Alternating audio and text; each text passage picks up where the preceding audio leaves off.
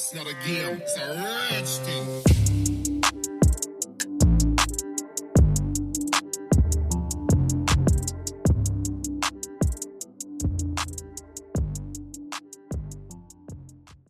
Saudações, colecionadores!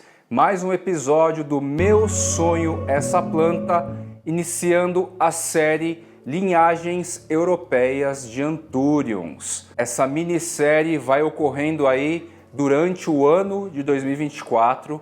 Tem alguns carinhas muito interessantes para a gente analisar, observar. Tem todo um contexto aí histórico e nós veremos juntos aqui como referência, inspiração inclusive, o que de melhor os europeus, mais especificamente um colecionador produtor lá da Europa, o que ele tem produzido de interessante e que tem encantado muitos colecionadores no mundo todo e obviamente os próprios europeus. Vamos falar um pouquinho de história neste começo de minissérie. A Europa é um continente lá, o continente europeu, ele carrega essa cultura de plantas, a horticultura, há muitos e muitos anos. A gente está falando basicamente de séculos, desde as grandes navegações. Principalmente os ingleses, em suas navegações, levavam na embarcação especialistas. Era uma tripulação mais organizada e um desses especialistas normalmente tinha alguma afinidade, alguma relação botânica. Então eles conheciam novos territórios, um tripulante especialista em botânica realizava coletas, eles foram desenvolvendo técnicas para condicionamento dessas plantas durante as longas viagens aí, marítimas, e em diversos momentos da história, a partir deste ponto inicial das navegações, as sociedades tiveram e têm as plantas como objeto de desejo. Era relativamente comum, inclusive naquela época, nobres, burgueses, terem estufas em seus quintais, em seus jardins, e assim essa camada social realizavam trocas, se presenteavam, burgueses, nobreza, e essas plantas exóticas, plantas diferentonas, se tornavam as menininhas dos olhos dessa galera. A partir daí foram surgindo os jardins botânicos, o conceito, a ideia e a cultura de cultivo, plantas exóticas, plantas ornamentais, foi se espalhando por toda a Europa durante todo esse período. Quem tem a oportunidade de visitar esses espaços seculares, jardins botânicos, vão notar lá às vezes plaquinhas desse período, inclusive, desse período supostamente tão distante da gente aqui.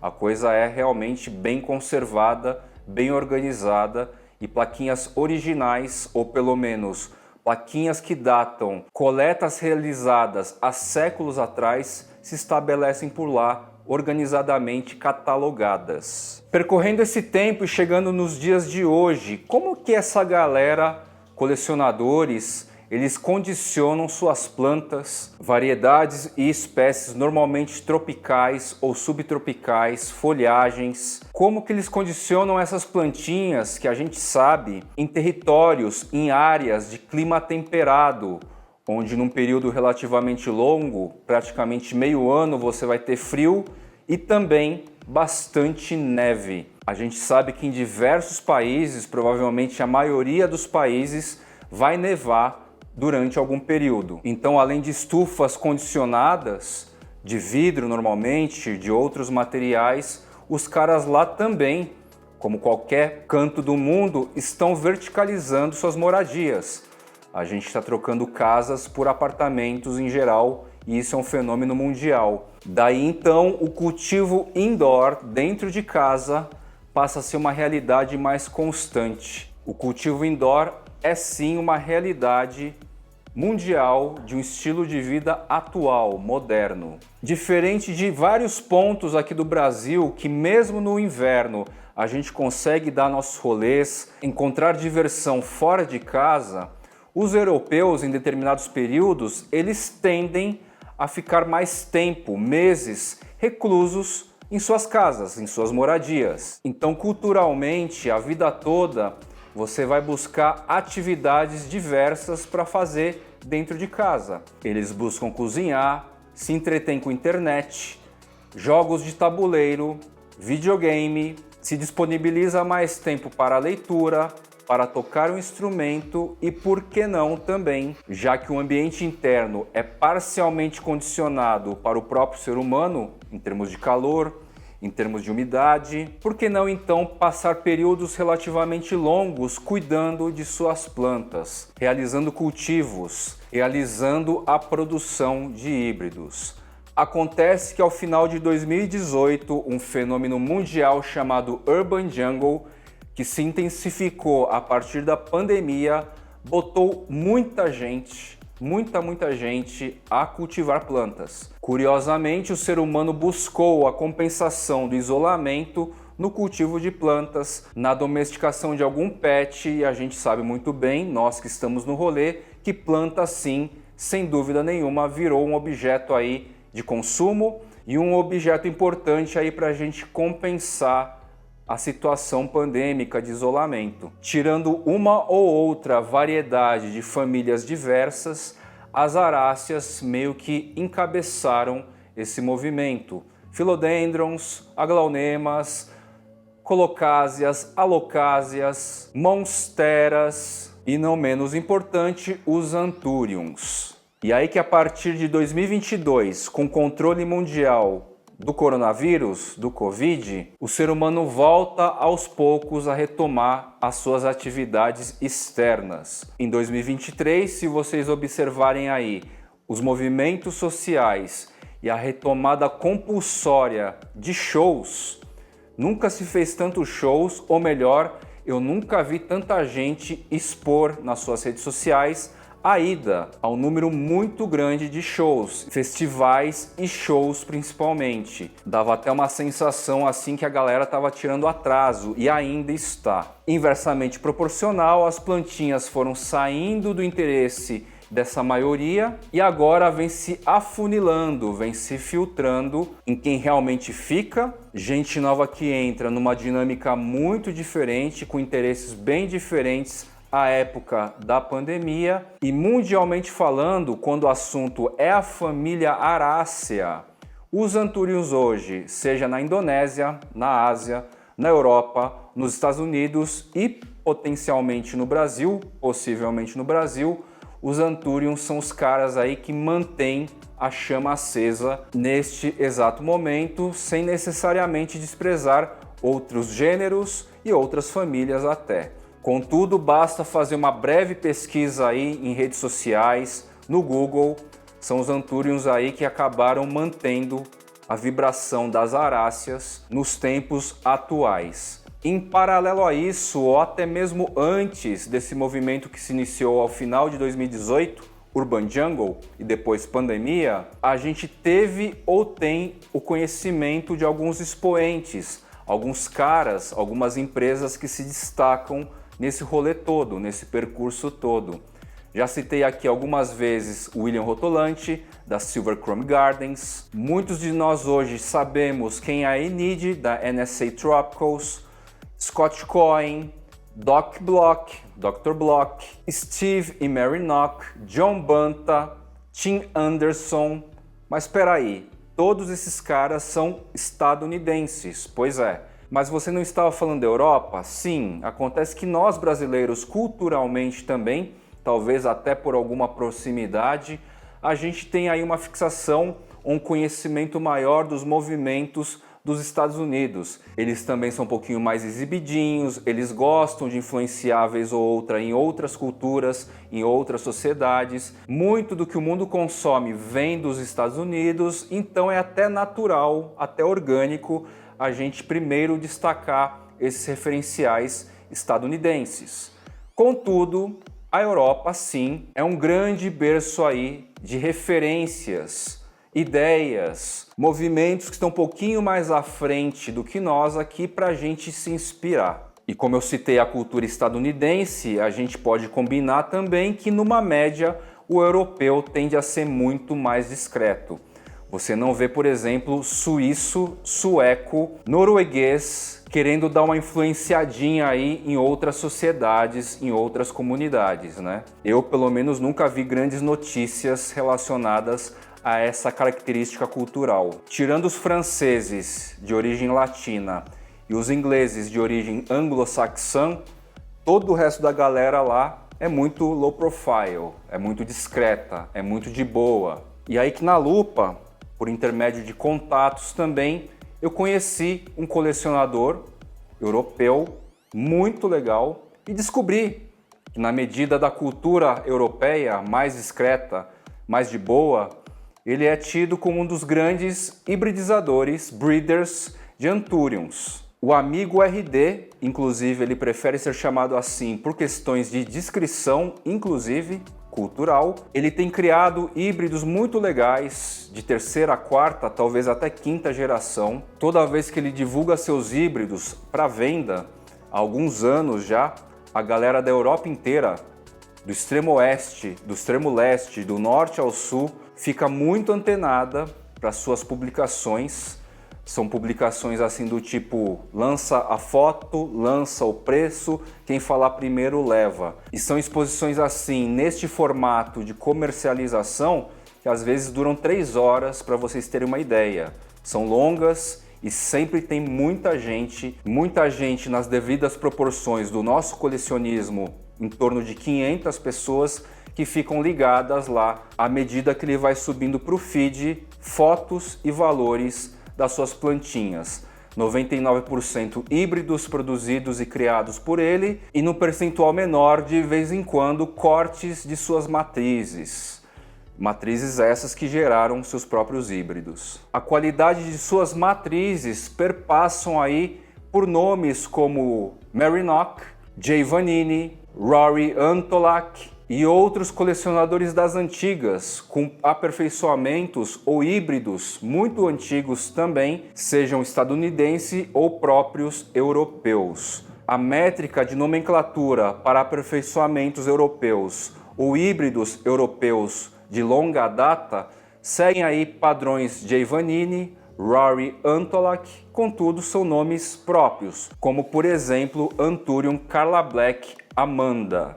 O amigo RD mora num apartamento, tem lá suas estufas e condições climatizadas indoor, semelhante, igual ao que nós temos já disponível aqui no Brasil, e além de poder tocar um instrumento, ler livros, cozinhar, brincar de jogos de tabuleiro, videogame, internet, streaming, ele passa boa parte do seu tempo estudando e praticando, desenvolvendo essa cultura de produção e criação de híbridos. Assim a gente passa a entender qual que é o sentido dessa turma que habita regiões muito gélidas por um período lá na Europa, deles dedicarem também um tempo para as suas plantas.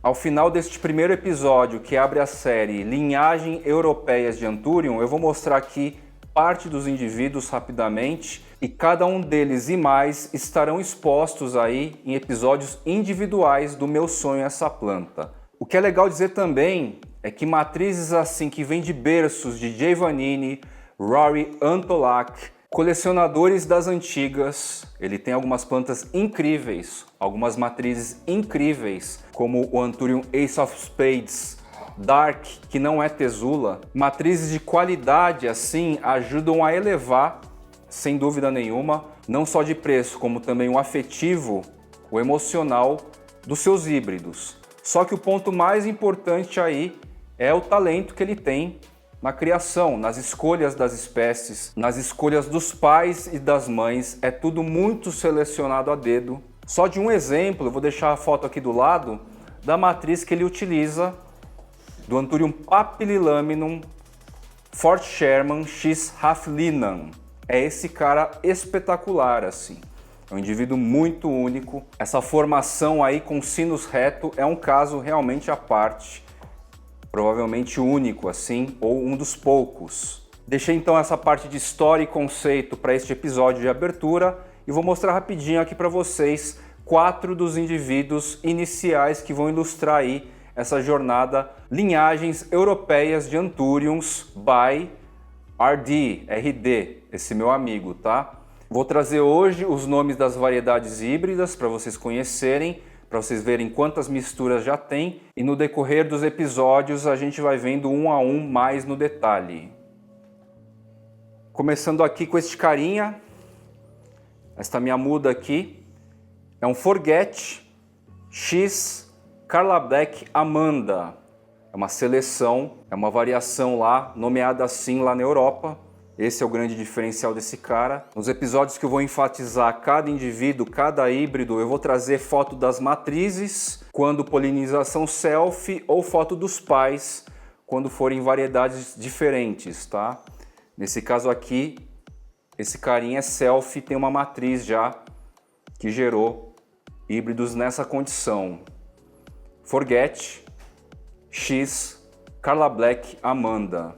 A matriz é magnífica, excepcional, tá? Essa aqui é uma muda de semente, inclusive um irmãozinho de semente estará disponível hoje, talvez, em breve, na Maju, Carolzita, tá?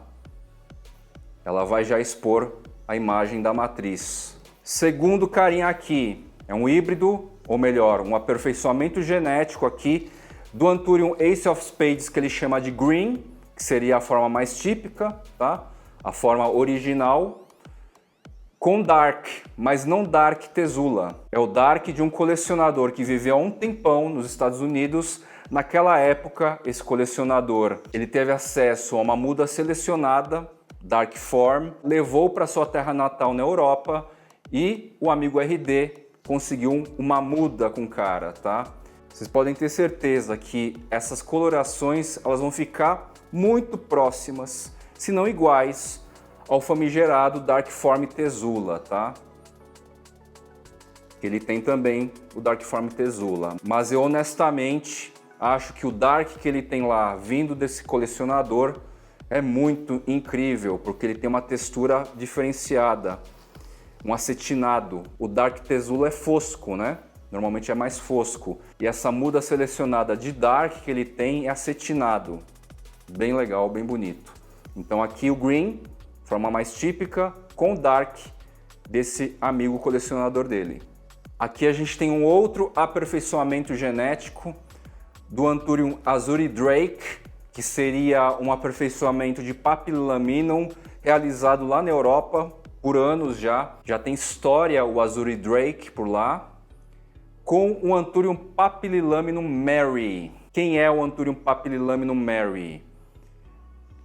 É uma muda selecionada que veio basicamente dos quintais de Steve e Mary Nock, de uma potencial mistura lá dos jardins da Mary Nock, entre dois Papillilaminum ou mais, e ele mesmo resolveu batizar de Anthurium Papillilaminum Mary, em homenagem a Mary Nock, e para separar também do conhecido mundial Regardens, tá? Então lá nos quintais de Mary Nock a gente tem o Regardens e tem esse cara também, o Papillilaminum Mary. Esse aqui já é um aperfeiçoamento de um europeu, Azuri Drake, Papillilaminum com Papi Mary, tá?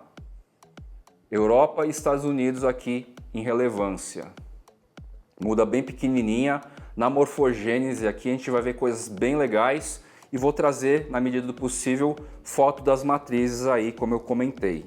E por fim, mas não menos relevante, este deltoide incrível, que sim, tem na sua genética o PAP Fort Sherman X Haflinan já, essa matriz ultra selecionada de sinus totalmente reto, tem PAP Mary e tem Subsignatum, tá? Depois no episódio destinado e dedicado a ele, eu vou transcorrer melhor sobre essas misturas também. Fica com a lâmina foliar bastante escura, só não está aqui já no meu porque eu estou numa condição de iluminação, a intensidade é relativamente alta, então está um pouquinho mais claro aqui, mas ele fica bem escurão, velutino, e tudo indica que vai sair muito parecido com o Flat Sinus aí, PAP Fort Sherman X Haflinan, essa matriz super selecionada, tá? Esses 4 carinhas de início de conversa terão episódios dedicados, foi só uma rapidinha aqui um pouquinho mais detalhada, coisa que eu não fiz ao final do episódio anterior. Já apresentei para vocês as misturas aqui. E para a abertura dessa minissérie Linhagens Europeias de Anthurium, eu achei importante trazer um pouco de contexto, de história, de conceito, para vocês entenderem o chão aí, o piso, a estrutura, a fundação que faz esses carinhas serem supostamente o que são, tá legal? Vou ficando por aqui e até o próximo episódio do Meu Sonho Essa Planta. Valeu!